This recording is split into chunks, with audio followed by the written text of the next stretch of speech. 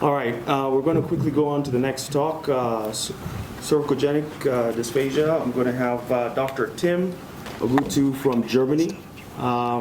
We appreciate you coming all the way from Germany, and he's also one of the co-founders of the Kisumu Neuroscience Initiative. Thank you. Thank you. Thanks. Yeah, thank you so much. Is it working? Yeah, no, it's working. Thank you so much, everyone, for attending the conference. We really appreciate. We're moving on to a lighter note from the deeper issues of funding to cervicogenic dysphagia. It's a small talk. It's not. I won't go so deep. I wanted to have it a bit interactive. Ask you about your own experience, the colleagues who are here. So, mechanical compression of the esophagus due to anterior bone growth is extremely rare, and I've seen cases, only 3 cases in the last 10-15 years, which were relevant. I mean, surgically relevant for me. The underlying disease for this kind of dysphagia is normally DISH, which is a diffuse idiopathic skeletal hyperostosis, also known as Forestier disease. It's a common condition as such, but it's often discovered incidentally in asymptomatic patients, and mostly it involves the thoracic spine. And when it involves the cervical spine, it's anterior, and it's defined as the definition are flowing anterior osteophytes in at least 3 successive vertebral levels or 4 contiguous vertebrae, and it mostly affects elderly patients, 6 to 7 decade, with mostly male patients, about 10% frequency. So 28% of DISH cases, according to literature, they have dysphagia. So these are pictures of a normal spine on the normal spine on the right, and a picture of a DISH case where you have on the front part you have the osteophytes going over 3 levels. The most important differential diagnosis is ankylosing spondylitis, which is normally, at least I used to confuse it with DISH. It's normally sometimes if you don't understand the definition, when you see the pictures, you might confuse the one for the other. The differences are that with DISH, the disc spaces are usually well preserved, and you don't have the kind of facet joint fusion which you see in ankylosing spondylitis, and mostly AS is you see it in younger patients, and DISH you see it in mostly older patients. Mostly the DISH cases are mild or painless. That's why they're discovered as incidentally.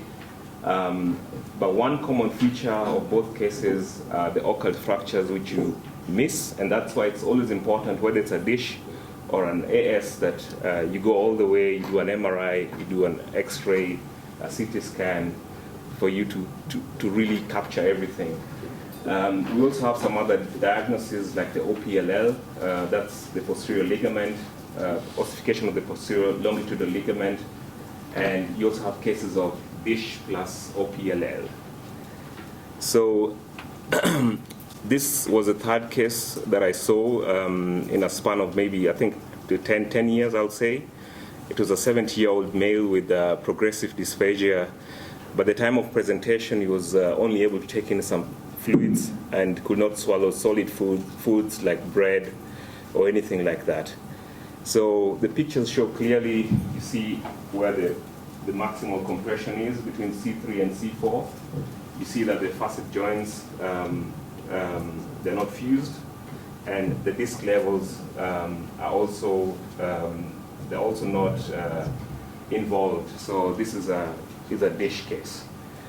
So the next step was I mean, it's not a typical neurosurgical problem. I mean, swallowing problem is mostly, you think of ear, nose, and the ear, nose, throat colleagues.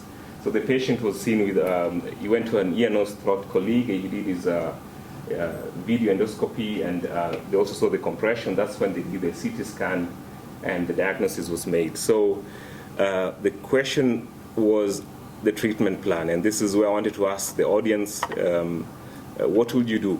How many people go for conservative treatment, just maybe diet and adjustment, say non-solid foods, just yogurt, tea, coffee, and all that, and who will go for surgery? And if surgery, what would you do? Would you do a single level resection of C3, C4, SCDF with standalone cage on 3-4, or SCDF with a plate on 3-4, or do you do a multiple level SCDF with plating? Yeah. So.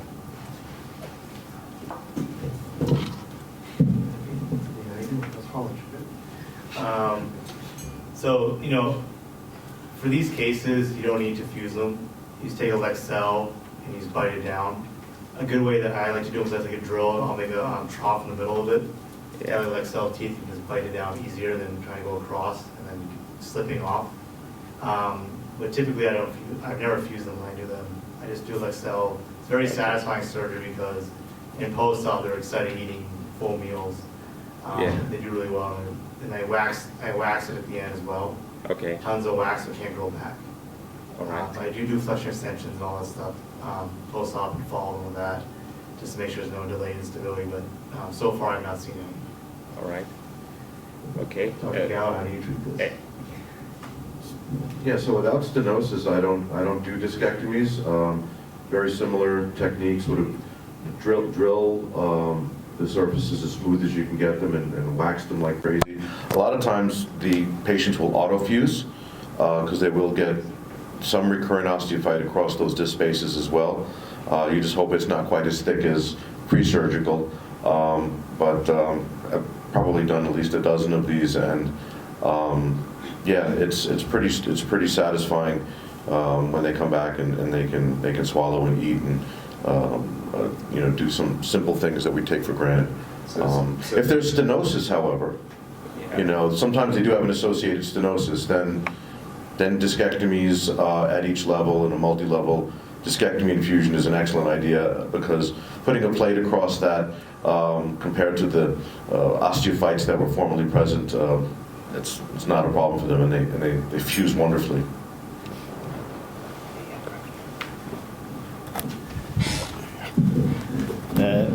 Thank you.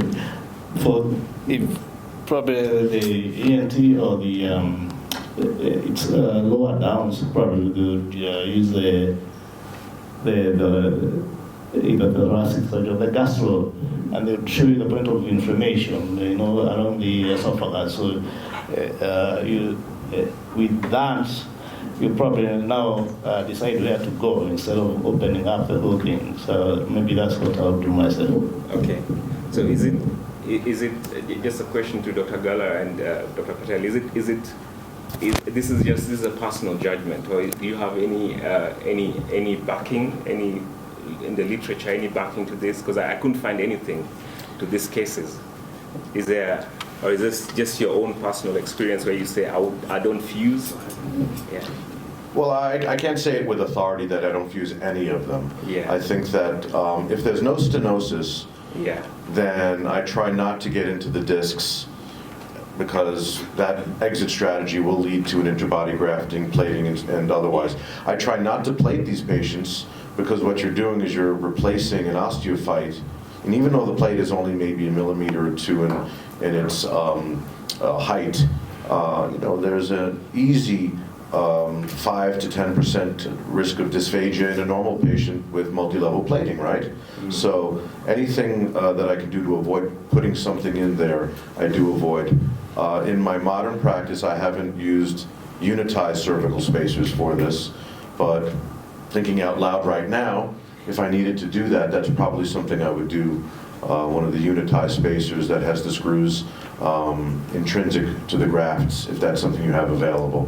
Okay. I don't want to say names of companies because I don't have any disclosures, but you know what I'm saying. Yeah. So those that don't know what unitizing, it's a standalone graft. So the graft just one screw goes up, one screw goes down. In terms of literature, some things like we consider so simple and straightforward, we don't publish it, and I think this kind of falls in that bucket. But certainly we could publish our data, between just the 5 of us up here, we all have enough cases to publish this.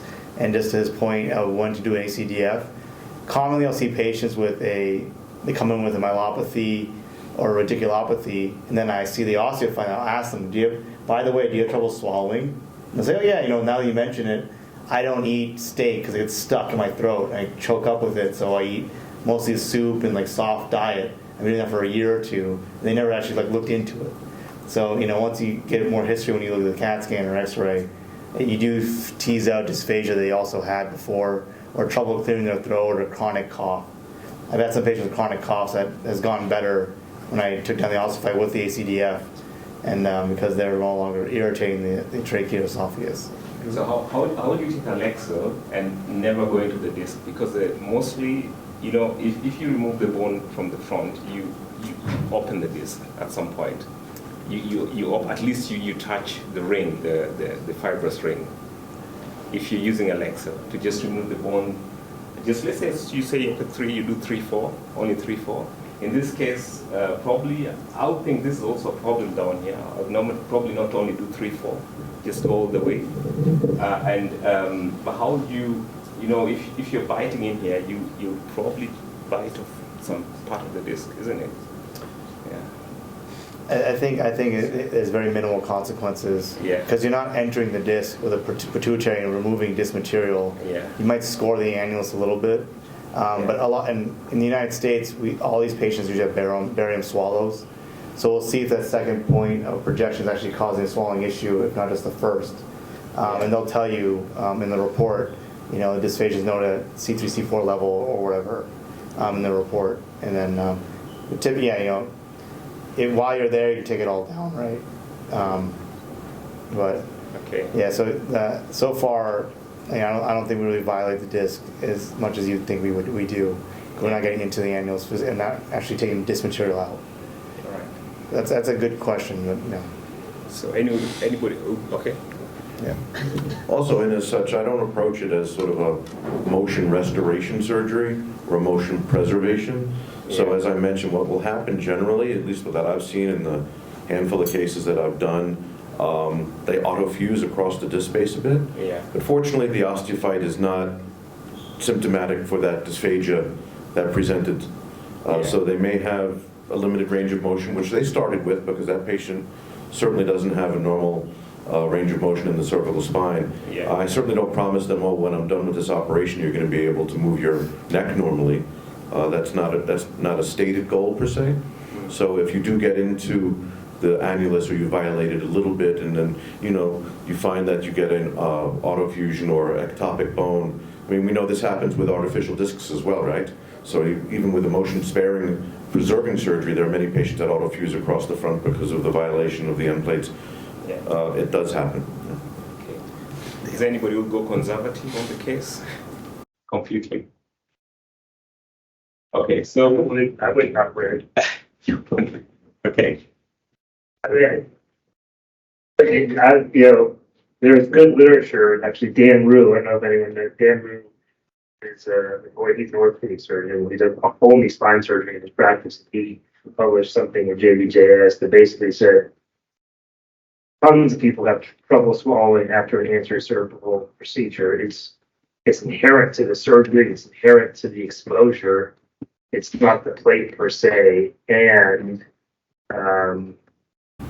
he also noted in this study that there's horrible correlation between the office notes from the surgeon and the patient, the reality of the trouble swallowing that the patients have. So it would take, it would take, you would have to prove to me that that was actually causing the problem, because there's also tons of people who, as they get older, just have trouble swallowing meat, even without dysphagia. That's a known complication of getting older, meat impaction, is like one of the main reasons GI people have to go into the ER and do a scope in the middle of the night. So, you know, it's not clear to me that exposure to take down an osteophyte is going to make swallowing better. But, you know, I appreciate that that's a different opinion than others have. So. Well, in this case, there was the ENT colleagues, they did an endoscopy and they showed the stenosis from inside the esophagus. And we also had a barium test which showed that there was a stenosis there. And he was doing well before. It's something which developed, I think, within a year or something. It was really rapid. So, yeah, so. Yeah, I guess if there's visual proof or a swallowing study or endoscopy that shows that there's something mechanically causing obstruction, I think that's certainly more convincing. Yeah. Okay. Any other thoughts? So I went all the way. So due to the rarity of the condition and the lack of studies, even though you say it's so simple that you don't need, I think there are no clear guidelines or consensus regarding the treatment. So I think the decision making is individual based and it depends entirely on the judgment of the experienced surgeon. So my thinking on this case was the osteophytes were massive, going down all the way. I mean, I don't have all the CT scans. He was already fused through the osteophytes. And if I was going to remove only 3-4, I'll probably have, if I was going to remove all of it, yeah, I was worried that I'll interfere with the disc and I'll cause some form of instability if I go all the way down, drill everything. And because he was fused already, yeah, I didn't see any issue bringing a plate to the situation to fuse him for the front. So I went all the way, and this is what I did. I did a C3-6 completely all the way. The swallowing problems resolved immediately. He didn't have any swallowing problems after that. And normally what I see after ACDF, the swallowing problems are they're kind of temporary. It lasts for a few weeks and then it resides. So I think comparing the plate to the osteophytes, I think it's not that bad. Yeah. So this is what I did. So I think you say 12 dozens of cases. I've done about a dozen. Also, okay, in a span of, you find it rare or is it? I mean, it's not common. It's not common, yeah, okay. I personally will do maybe one a year or two. All right, okay, yeah. And it's usually not as extensive as that per se. Yeah.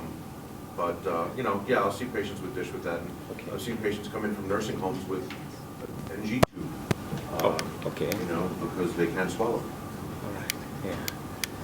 Yeah, so in summary, I think, I think there's need for sharing, discussing, need for reviews, I think, for studies. And I also think that there's need for developing treatment strategies because although it's a straightforward case, I mean, if the bony elements are so huge, I think the surgery becomes really risky when you take a drill, when you have the esophagus, and I've seen a case where somebody perforated the esophagus. So it's something that, I mean, if the patients could be identified early enough and the treatment could be done early, the risk of surgery could be reduced through that. So that's the talk. Thank you very much. Any questions?